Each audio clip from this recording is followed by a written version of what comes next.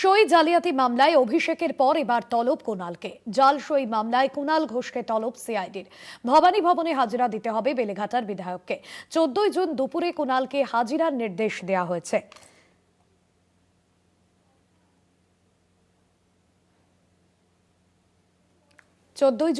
দুপুরে কুণালকে হাজিরার নির্দেশ দেওয়া হয়েছে বলে জানা যাচ্ছে।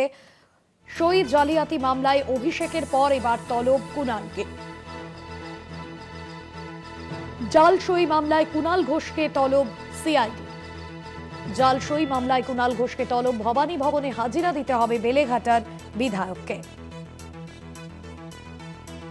ভবানী ভবনে হাজিরা দিতে হবে বেলেঘাটার বিধায়ককে। 14 জুন দুপুরে কুণালকে হাজিরার নির্দেশ।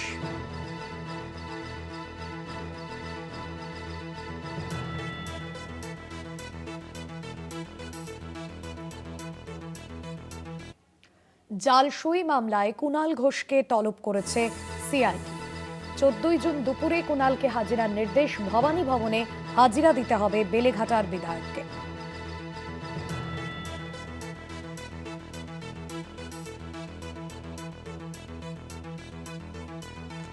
রিয়া মাঝি রয়েছেন আমাদের প্রতিনিধি ফোন লাইনে। রিয়া, কি জানা যাচ্ছে?